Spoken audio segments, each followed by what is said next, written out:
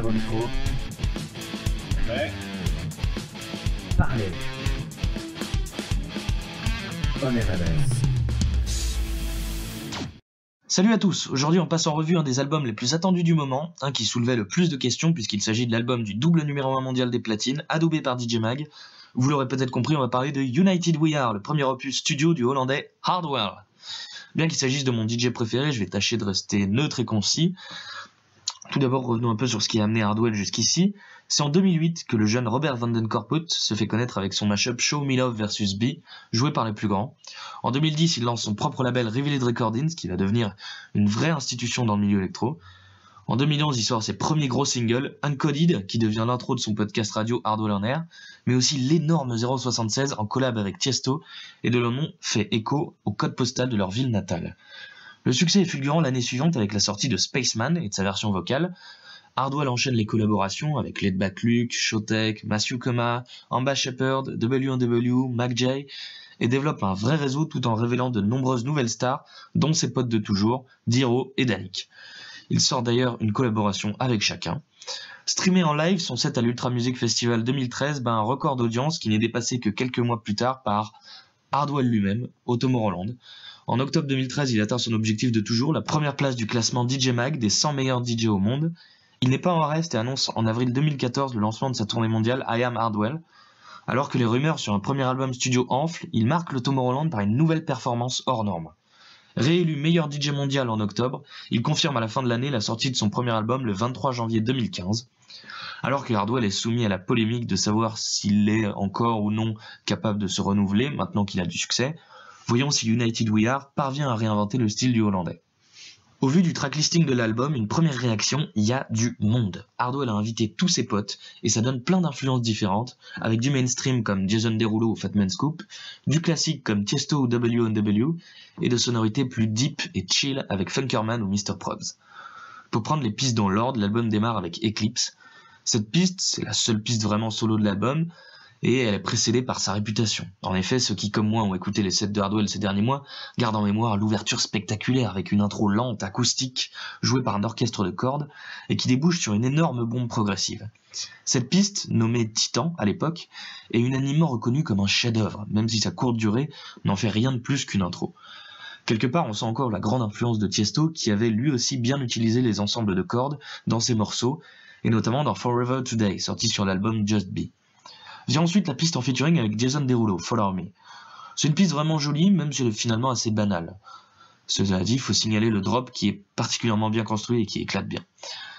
La piste suivante, Sally, est en featuring avec Harrison, celui-là même qui hurlait « Let me see your fucking hands » sur Ain't a Party de David Guetta. Là encore, l'influence rock est conservée puisque la track commence sur un riff qui, s'il est plutôt simple, a le mérite d'être vraiment entraînant. Ce refrain rock cède ensuite sa place à un build-up et un drop plutôt bon, très énergique et qui n'est pas sans rappeler Rehab dans ses grandes heures, un autre DJ qui a influencé Hardwell.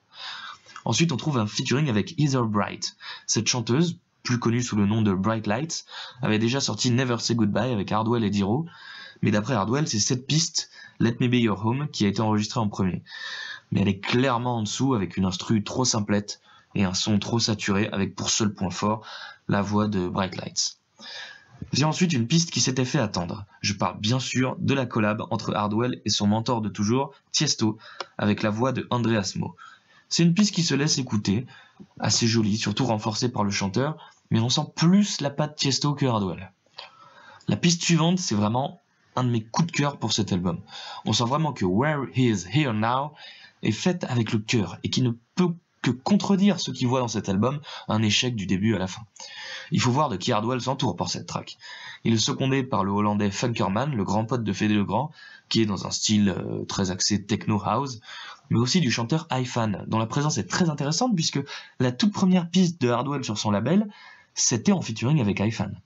Cette piste, c'est donc un vrai retour aux sources house du style de Hardwell.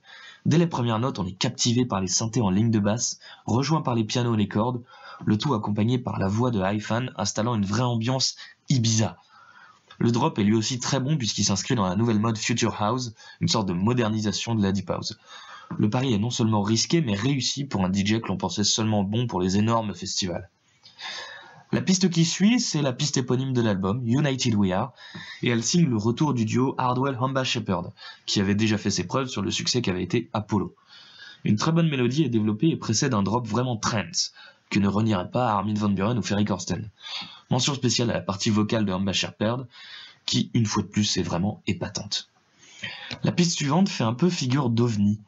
Pour cette Don't Stop the Madness, on retrouve la collab Hardwell W&W avec Fat Man Scoop.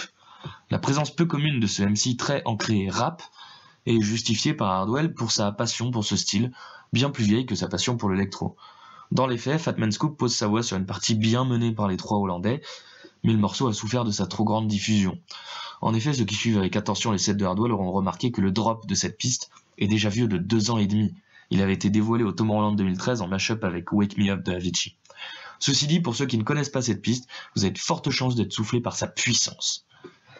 La piste suivante, c'est Young Again, avec l'excellent Chris Jones, qui fut le premier extrait officiel de l'album.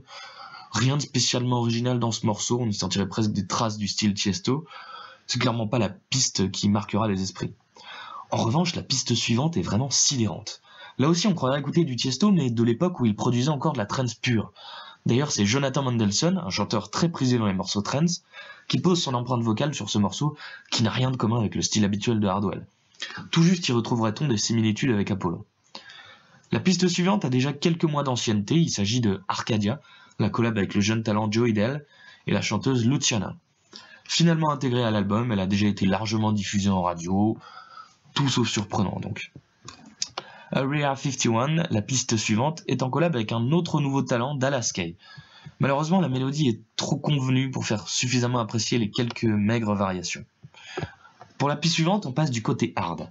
D'un côté, on a Hardwell, qui s'intéresse de plus en plus aux sonorités hardstyle hardcore, allant jusqu'à conclure ses sets par des bombes hard et sortir des remix hardstyle sur son label.